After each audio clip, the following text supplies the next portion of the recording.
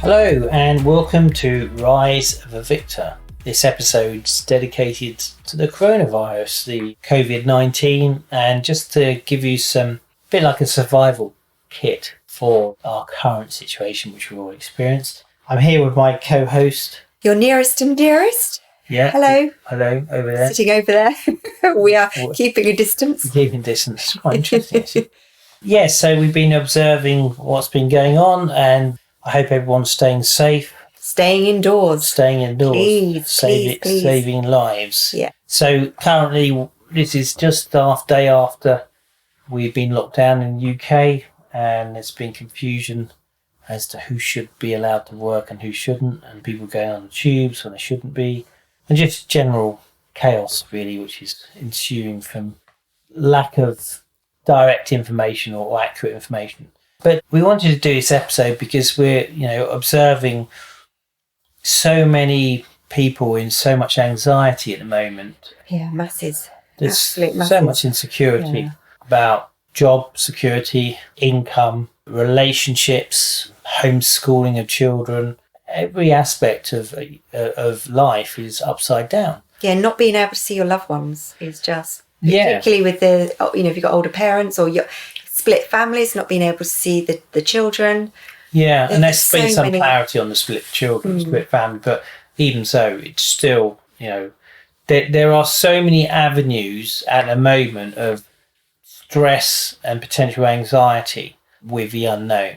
So previously, we are creatures of habit and we like routine, and every aspect of our routine of our daily lives has been completely turned upside down. Yeah. Absolutely. So consequently, we're all having to get used to this new reality of living indoors and restricting our movements. So consequently, there's a lot of stress. And of course, with schools closed down, the kids are home. I mean, we are fortunate. I feel that if there's any age of raising children during this time, our twins are 3.5. Yeah. And I think we're in a position that they actually don't understand. I think if they were 4 and over, we'd have to be explaining a lot more. But what I've said to them is that the most of the world is taking a special holiday, and things like playgrounds, and because the park keepers are going on holiday too, so the playgrounds are closed. The shops are closed because the shopkeepers want to go on holidays, things like that, just so that we're not giving them any unnecessary fear and anxiety, because as we know, we see clients in clinic as adults that have been through some very turbulent, stressful, traumatic times as children, as young as, even 3. What happens, the consequences that happen as you go through later in life. So we've been really, really keen to make sure that, our 2 are not affected unnecessarily. And that's the thing, it's trying to create a stable environment for whilst your children are at home, whilst you're homeschooling. And of course, one of the biggest stresses are the fact that often, now we're in a situation where maybe both parents are at home, one's trying to work, maybe even both are trying to work, and either homeschooling, taking it in turns, trying to keep the children entertained whilst also trying to either work remotely, and for some, obviously, not able to work because the business or the job is just non-existent because of the current environment. So there's so many areas of stress which we have, and it's really looking at where we can get more control in, because we can't change the environment, the situation we're in. It's very limited in what we can do. Obviously, governments are deciding what we are allowed to do and not to do, and we can only go on the basis of that they are doing their best in the circumstance of the information. And one thing which is really frustrating is that people keep on judging based on hindsight. Hindsight's the wonderful thing where you can stand back and be superior and say, yes, we should have done this, we should have done that. And the reality is that everyone could do a better job if you knew what was going to happen in the future. Reality is we don't. So we have to work on the basis that they are doing their best with the information they have to let's create some stability. Work together on this. Like India shut down last night with a full lockdown, 1.2 billion people, and it was just immediate. So consequently, there was chaos in the streets with people rushing to stores to get food provisions. Whereas in the UK, for example, we've had, a progressive shutdown, gradual, which has managed the behaviour of people around. Yes, we do have food shortages in terms of shelves, but reality is that we haven't had to go to, strict. Well, we've built up to that expectation that it is going to happen at some point instead of it, boom, suddenly happening. Yeah. So I think that you expect that the way that this is being managed is that yes, there's an incremental increase in terms of restriction. But, one of the things is Let's not get too political. No. But one of the things is that the anxiety which people are experiencing is often driven by social media. And, we have clickbait for sites wanting to get your eyeballs onto their websites to sell advertising space. So there's a lot of false information or distorted information which is being circulated often innocently by individuals thinking they are helping by posting or reposting articles on the social media channels. And in fact, that's actually escalating the anxiety, the stress which we're under. So, as just some of the tips to give you more control over your mind, over your stress levels, is to limit your exposure to social media, so that you're not spending huge amounts of time just looking at the stuff which is happening, and looking at, okay, you need to know what's going on, looking at finding news source, watching it twice a day. So you're reducing that exposure to what is going on, because the part of the brain, I've mentioned this in previous episodes, the amygdala's primary purpose is to keep you safe, protect you, to keep you alive. Survival. It's survival. And consequently, the more it is subjected to threats, to danger, threat of existence, through, with all the things which are happening, the more your amygdala will become heightened, and as a consequence will then create physical, emotional responses. And as it escalates, people will start getting tightness in the chest, racing heart, panic attacks. And I've seen an increased level of inquiries because of this, because people who had pre-existing conditions of anxiety have now heightened levels of anxiety because their level of stress levels collectively have gone up as a result of all the things which are going on. So it's recognizing that by, continuously subjecting yourself to media attention and what's going on, you are inadvertently conditioning your amygdala to escalate the response, and consequently that can show up in high level stress and anxiety, potentially panic attacks. And even when we come out of the lockdown and resume to some level of normality, and we don't know how long that's going to be, potentially there's going to be a huge issue in terms of mental health with anxiety, with panic attacks, with PTSD. There's going to be a huge amount of issues as a result of these events. So when we do return to some level of normality, the mental health issues, the scars of these events will start to show up. So it's not a case of we return back to work and everything's being hunky-dory, because life is not going to be the same. Absolutely. I think people are realising that just the importance of having a strong, resilient mindset right now, for those of us that have previously, I suppose, invested in our mental health, we are actually realising how that's helping us massively. I mean, both you and we know how to protect ourselves, have mental health, keep ourselves strong, safe, keep our immune system strong, because we have that mindset. We know how to do it. We've learnt how to do it, and we do it on a regular basis. Unfortunately, so many people don't have those skills yet.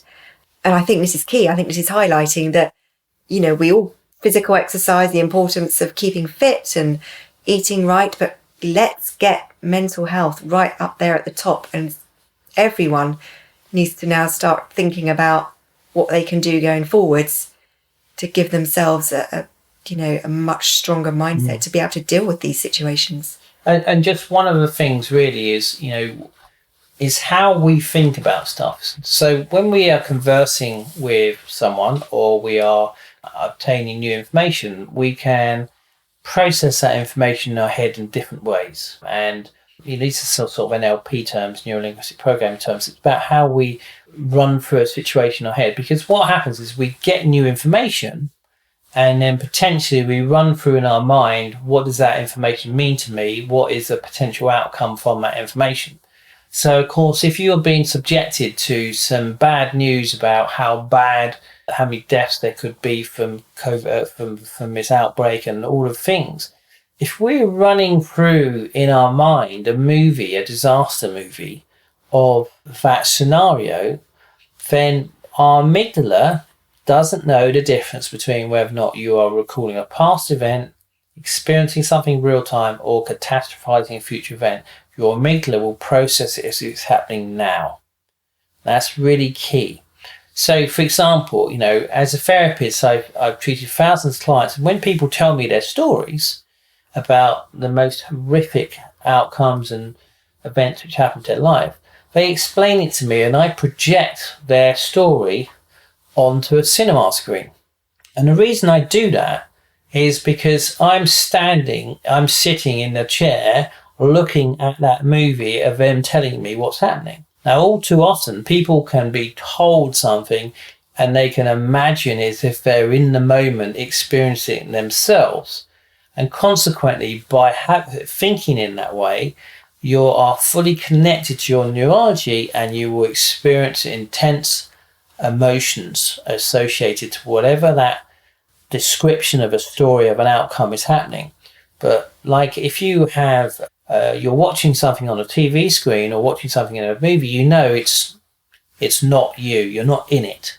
So it's a key thing is that when we think about something, and when I'm working with people for anxiety, it's often they are running through a movie in their mind as if they are in it, seeing through their eyes, experiencing those experiences. And of course, these events often haven't happened, but they're all based on a learnt experience of the past. So what we're doing at the moment is we're experiencing all this upheaval in life with all the instability. And then consequently, we're creating like a data bank of potential outcomes. And we've seen all the different scenarios around the world.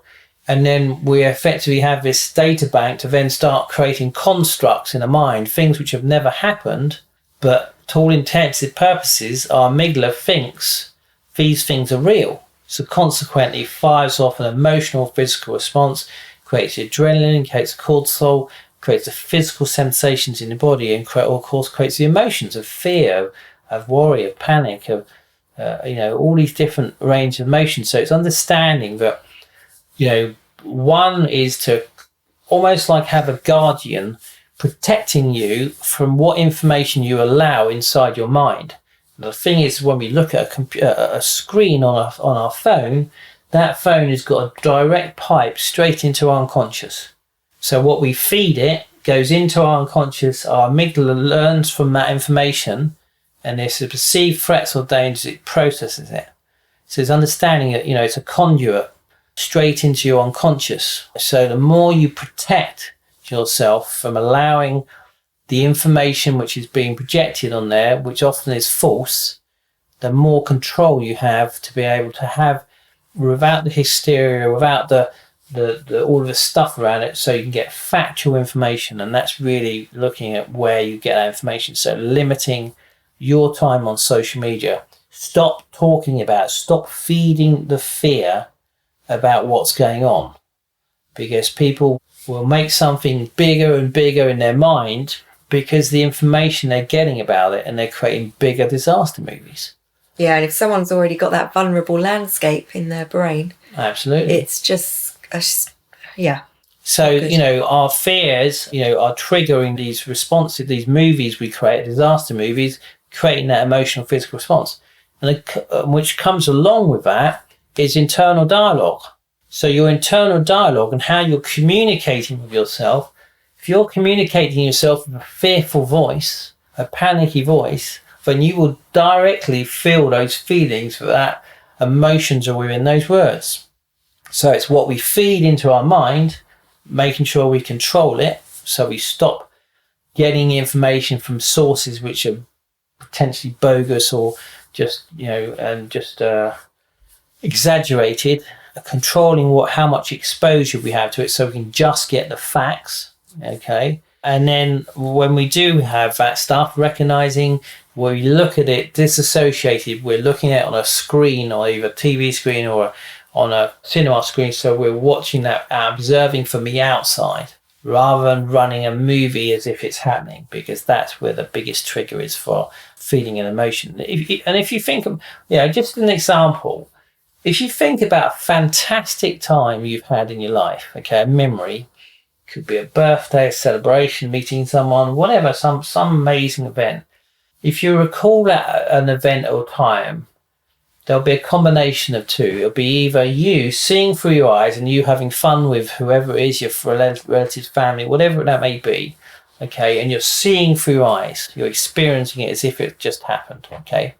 Or you may see yourself from the outside as an observer, looking at yourself having a good time and also flicking backwards and forwards, okay? So it's recognizing how powerful an experience is, because how we process a memory is the same for a positive memory as it is for a negative memory, okay? But it's understanding how powerful emotions are driven by how we're seeing it.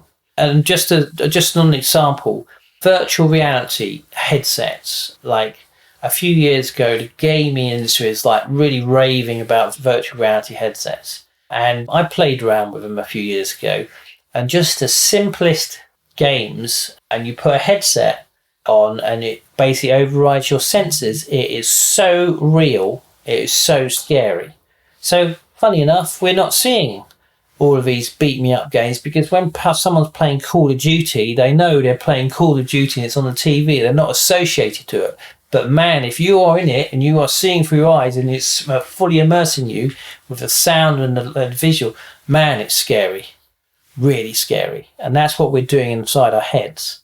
So it's understanding we need to detach from it and project it outside of us as if it's a movie, and then we can constructively look at that information and go, is that valid? Is that is that real or not? Okay. Yeah, no, that's really good, Chris. That's really, really useful. My mind was just, I'm sitting here very, very weary because last night, it's just interesting actually how amygdala survival is working even when we're asleep, our subconscious mind. And I was just thinking back to why I'm so tired today. Is last night, I think it was about 5 to 1 in the morning, and you were still working in your office. Yeah. I was upstairs asleep, and you started coughing. Now, normally, if you were coughing, I would still be fast asleep because I'm a deep sleeper. But because of what's going on right now, and obviously coughing, symptom, my amygdala, coughing fit for about a few minutes. Yeah. My amygdala, my subconscious mind, woke me up to say, coughing, alert. Yeah. And when you did that, what did you run in your mind? A movie of me having. No, I didn't. No, I was just wondering why you were. I didn't actually go that far. Okay. But I was thinking, why is he coughing? Yeah. I didn't because I. I was asking myself, why was I coughing? Well, no, I suppose actually I did thinking about it. I was thinking, where have you been recently? Yeah. Yeah, and I was thinking, hang on a minute, you had a client last week. Yeah. Could that potentially? Yeah. So you went. So your amygdala. So actually, yes, it your was. Amygdala started looking for the survival. It was searching. Yep. Looking at, well, where is potentially could Chris have got exactly the virus? Where could it come from? What's he touched? Blah blah blah blah blah. So straight away the brain went in. The amygdala went into that overdrive. And it woke me up. I mean, that's amazing to think how that is. And you were up for some time, weren't you? Well, I was, because my brain went on to something else, which I should come on to in a moment. So what I did, first of all, I did some self-havening, which we won't have time on this episode to explain. There is some self-havening examples on the website, chrismeadenonline.com. Yeah. I got that right, Chris? Yeah. But that helped me enormously just to basically switch off that thinking, calm down my mind. Not that I wasn't panicking. I was just alert. Yeah. Vigilant, aware, awake. And then I watched an episode of Friends, because every night before I go to bed, I watch an episode of Friends. Escapism, laughter is the best medicine, just helps me switch off. Well, that's a really good point, because one of the things is what you go to bed on okay, your brain processes. Yeah. That's why it's a common saying is you don't go to bed on an argument. Yeah. I know that, don't I? Only kidding. But it is the last thing you put into your mind. Okay, is going to have an impact on your sleeping at night time. So one of the aspects, the opportunities we have in this situation is to look. Coronavirus, there's a lot of bad about it, but it's a lot of positive which is coming out of it. It's a realization for humanity is like we've been destroying this planet. We've been basically sleepwalking in this life. I saw the NASA pictures of China and the pollution levels, and it was across the world. The stuff which is changing as a result of us not driving cars, flying around the planet. And I actually heard the sound today. I've been out in the garden. We're so lucky the weather's been fantastic this week. The sound of the birds, they sounded so much louder and clearer and happier. Yeah. Because I could hear them instead of all the continuous noise pollution. Yeah. It was beautiful. We've been so much in such a long time in consumption mode, consuming things we've created, consuming the assets of a planet and being destructive. And we all have to press the pause button. Absolutely. And really recognise just the differences why we're doing, because the world will never be the same after this event. Never. Okay. There'll be changes in working practices going forward. People recognising, I can work from home. I don't need to travel. I have an IT business as well, and I've been flat out helping businesses get their staff working remotely as well. So that's just been full on. So, there's going to be a lot of changes which are going to benefit the planet and benefit people, because people, we commute too long, we spend too much time away, as we consume. We're not being able to be with our loved ones right now. The strangest thing, not being able to just give someone a hug or, go and see a family member. You can't do that. Yeah, because before as well, we just take it for granted. Exactly. It's all there. Yeah, and we may not paid enough attention to the people we care about in life. And so this it is really the has a way of saying, you guys on planet Earth, sort yourselves out, I think. Absolutely. So, just to recap, so really, limit your exposure to social media. Only go to credible news sources once or twice a day to keep informed as to what's going on. Stop talking about it. Stop feeding the fear, okay? And start to create new routines. Because our routines have been turned upside down, we have nothing stable at the moment. So we have to start creating stability by creating new routines, albeit there may be short-term routines, but it's creating routines so we know we have something stable. And be kind to yourself. Stop the pressure. And take ownership for your well-being, because we can have a mindset of blaming other people for what's going on or being... Reality is that we can't squarely put a finger on any one government or person or whatever in this world for what's happened. It's a wake-up. It's people are becoming ill, whoever they are, regardless of religion, regardless of culture, regardless of financial means, whatever, it's across the board. So we all have to do our part to get through this, and taking ownership from actions, and not be a victim, not be a villain, and just take ownership. And we'll talk more about this, because that's part of why the reason of we created the podcast. And have escapism, laughter, 100%. movies. I mean, Disney Plus. Was it today or yesterday?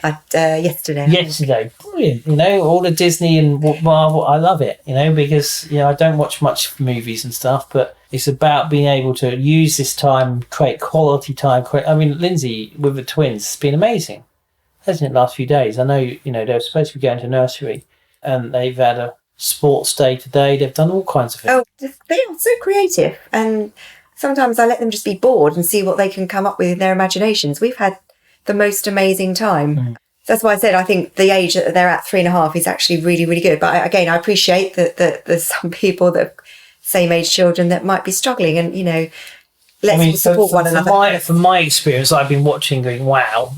Ultimately, it's been difficult doing business on a daily basis because of client telephone conversations. But the reality is everyone's in the same boat. So if your kids are screaming in the background, it's like, well, you can't do anything about it. It's the best time to normalise those situations, because you know what, they're alive. They're alive. Yeah, absolutely. It's a perspective. It's life. So people just think, they expect now, okay, you might have kids screaming in the background. That's just how it is. So it's adjustment, but that's one of those things. Another thing is really exercising gratitude.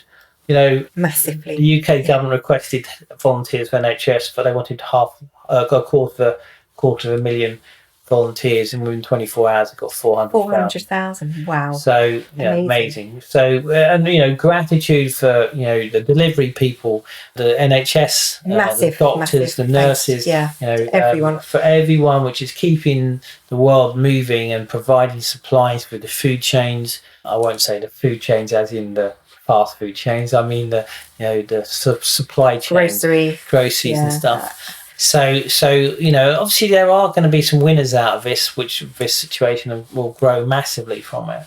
But it's really recognising that gratitude for our safety, our well-being, and the opportunity that this is turn this around, because there's an opportunity over this situation to really be grateful for life and how precious life is. Because sadly, what we are going to see people who have loss and grief of loved ones. So really exercise gratitude, and that really works to reduce the stresses and anxiety by being grateful. So, and when we think about gratitude, if you make a list of 7 things you're grateful for first thing in the morning, and then evening is 7 things, and then there may be times where they're going to map over, be similar, but reality is that what you're doing is you're tuning your brain, you're training your brain to focus on the positives of what we have, because all too often we haven't acknowledged all that stuff. So I think we need to wrap this up really. So Lindsay did mention a moment ago about havening and self-havening. That is something we'll go into in the next episode. There's videos on chrismeadenonline.com, but effectively the workshops, the webinar thing, and the stuff which we're working on at the moment will be released in the coming weeks. There's a lot of stuff which is happening in the background. So any last thoughts? I'm grateful for a warm, cozy bed right now, because I'm so tired after a very long night. I didn't mention about my food shop online delivery in the night, 3:00 in the morning, but that's another story. Yeah. But anyway, it's a new way. I'm off to bed. Thank you, Chris. That was really, really informative, and I really hope that everyone who's listening has really got something from this. And and I'll go back to work. Aww. Nicely, have some peaceful work. Get some stuff done with no kids screaming. But I'm grateful for the opportunity. Yeah, thank you for listening, everyone. Stay safe, stay indoors, save lives. Yeah, love you all. Take care. Bye.